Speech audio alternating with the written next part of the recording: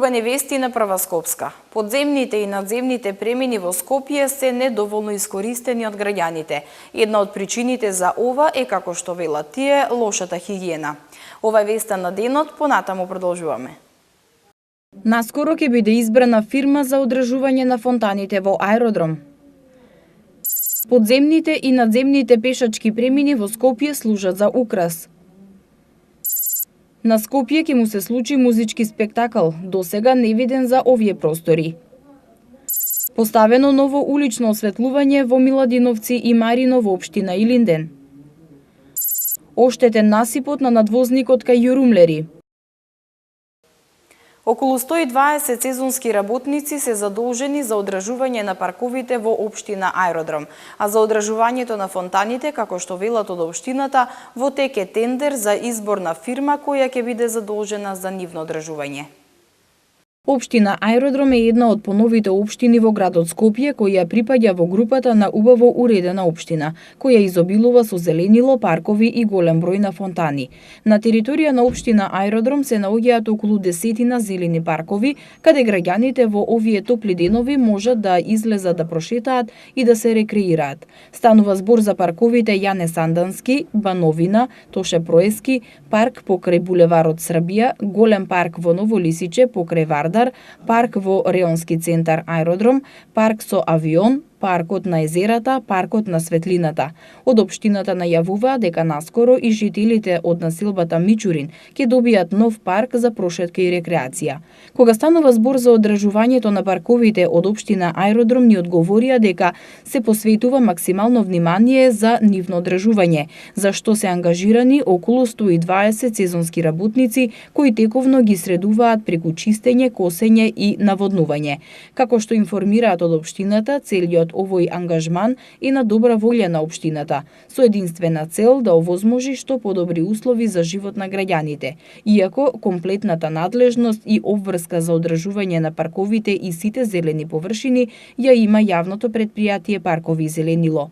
Околу чистењето и одржувањето на фонтаните во Аеродром, деновиве на социјалните мрежи можеа да се сретнат низа обвинувања до градоначалникот Златко Марин, зошто не се превземаат активности за чистење и одржување. На оваа тема се обративме во општината да ни одговорат. Оттаму велат дека во моментов во тек е јавна набавка за избор на фирма која ќе биде задолжена за одржување на фонтаните и додаваат дека процедурата е во финална фаза, така што наскоро ќе биде избрана фирма, а фонтаните повторно ќе станат примамлива гледка за посетителите. Загрижувачка е состојбата на надвозникот кај Јурумлери, реагираат граѓаните од овој дел на Скопје. Како што велат жителите, насипот почнал да се рони најверојатно од атмосферските води кои се слеваат по насипот и предизвикува одстранување на камењата со кои е направена косината. Од јавното претпријатие за државни патишта рекоа дека екипите ќе направат увид на состојбата, а потоа ќе бидат превземени конкретни мерки. Револтирани граѓани велат дека загрижувачка е состојбата кај регионалниот пат од Маџари до Катланово, поточно на насипот на вториот надвозник кај Јурумлери. Насипот на надвозникот почнал да се рони најверојатно како последица од атмосферските води кои се слеваат по насипот и предизвикува одстранување на камењата со кои е направена косината. Со зголемувањето на оваа дупка која е веќе формирана, се загрозува стабилноста на насипот. За ова прашање побаравме одговор од јавното претпријатие за државни патишта.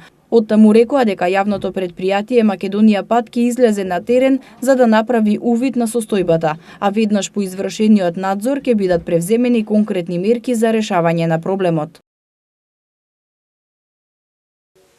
Надземни и подземни пешачки премини во Скопје има неколку, но граѓаните одлучуваат да не ги користат и со тоа свесно или несвесно си го изложуваат животот на опасност. Изговор за ваквото однесување бараат во лошата хигиена на премините, како и големиот број на скали кои треба да ги поминат.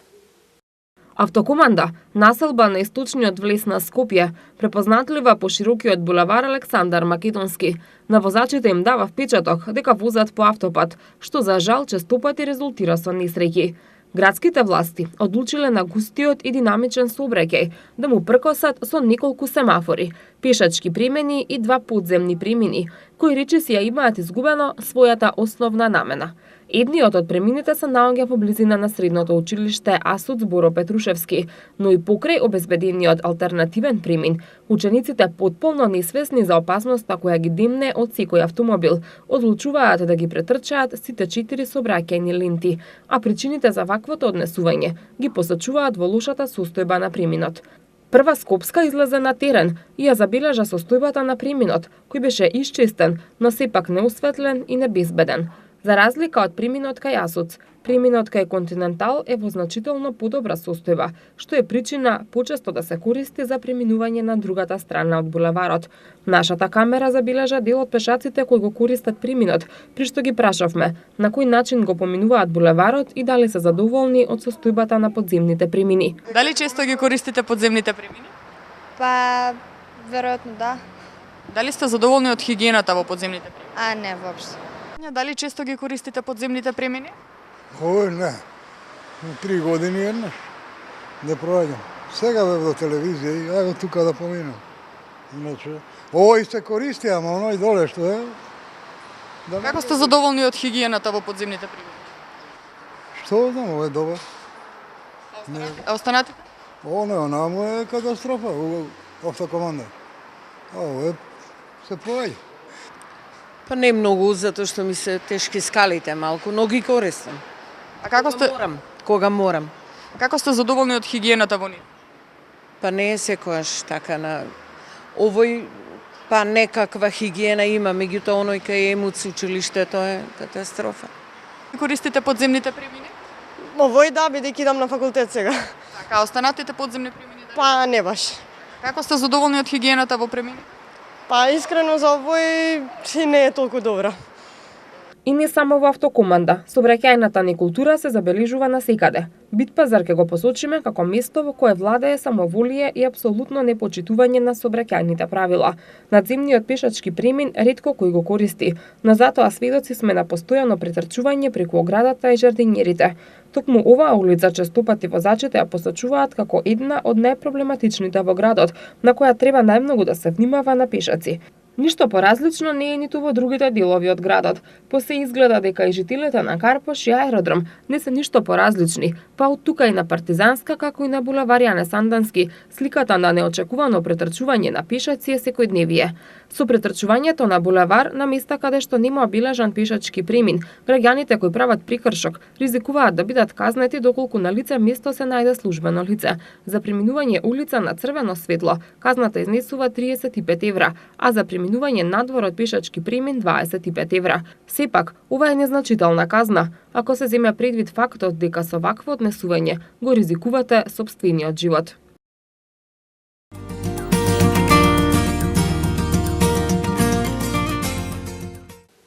Општина Илинден продолжува со активностите за проширување и реконструкција на мрежата за јавното осветлување во сите населени места. Како што информираат од Илинден, изградена е нова линија за осветлување во должина од 600 метри на влезот во Миладиновци и во Марино во должина од 250 метри.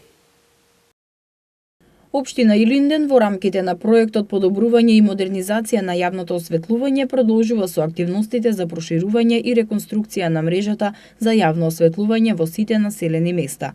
Од Општина Илинден информираа дека изградена е нова линија за осветлување во должина од 600 метри на влезот во населеното место Миладиновци, односно на делови од улиците 2 и 7, при што се поставени 10 канделабри со штедливи светилки. Нова линија во должина од 250 метри е изградена и во населеното место Марино на улица 509, при што се поставени 5 нови светилки. Од Илинден додаваат истовремено со овие активности покрај инсталирањето на нови линии за улично осветлување се врши и докомплетирање на постојните линии и се вршат интервенции за осветлување на оштетените сијалични места, при што се вградуваат нови. Од почетокот на годината до сега се заменети 140 стари со нови штетливи светилки. Над 50 изведувачи од Македонија и регионот ќе настапуваат на новиот музички фестивал по кој ќе биде препознатлив во Скопје. Станува збор за музичкиот фестивал Ентерфест, досега невиден на овие простори, кој ќе се одржува од 29 мај до 2 јуни во и надвор околу спортскиот центар Борис Трајковски. Петдневна забава е исполнета со над 50 музички звезди од Македонија и регионот, но и пошироко ќе се случува во Скопје од 29 мај до 2 јуни. Станува збор за новиот музички фестивал, најголем досега што се има случено во Скопје и регионот, Интерфест. Фестивалот ќе се одржува во спортскиот центар Борис Трајковски на две сцени, внатре и надвор околу спортскиот центар. За потребите на фестивалот од странство ќе се донесе врвна техничка опрема, а специјалните светлосни ефекти ќе го осветлат цело Скопје. Организаторите велат дека овој фестивал за нив представува вистински предизвик, затоа што за кус период го собрале најдоброто од Македонија и регионот на едно место. Започнуваме еден музички настан кој ќе влезе во историја на Македонија како едно најголемо збиднување. Настан кој ќе трае 5 дена, приказна која започнува во главниот град во Скопје. Интерфест за нас представуваше еден голем предизвик, но за кратко време успеавме да собереме најдоброто од Македонија, најдоброто од целиот регион, над 50 изведувачи, 5-дневна програма за сечи вкус, од хип-хоп, R&B, рок-н-рол, електронска музика и програма за најмладите која ќе се одржи од 5-тиот ден од фестивалот. Дел од музичките звезди кои ќе настапат на Интерфест се Тамара Тодевска, Ера Иштрифи, Масимо Савиќ, Дадо Топиќ, Ван Гог, Игор Џамбазов, Дивља Јагоде, IQ, ДНК, Ангушеви оркестар, Гоце Сав, PMG, Неверне Бебе и уште многу други. Покрај музичкиот дел на фестивалот ќе има и семеен ден со посебна програма, а за безпрекорно движење на посетителите, за кој организаторите очекуваат дека бројката ќе достигне и над 200.000 посетители, ќе се погрижат околу 1000 луѓе од организација, а цените на пијалоците ќе бидат по многу пристапни цени. Билетите за Интерфест од денеска веќе се пуштени во продажба, и тоа по цена од 990 денари за сите 5 фестивалски денови. Фестивалската приказна, која оваа година започнува во Скопје, во следниот период ќе продолжи да патува низ регионот.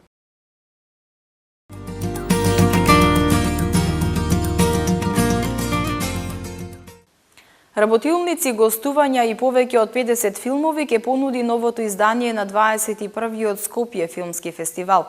Фестивалот оваа година ќе се одржува до 26 април во Кино Милениум, Фросина и Кинотека на Македонија.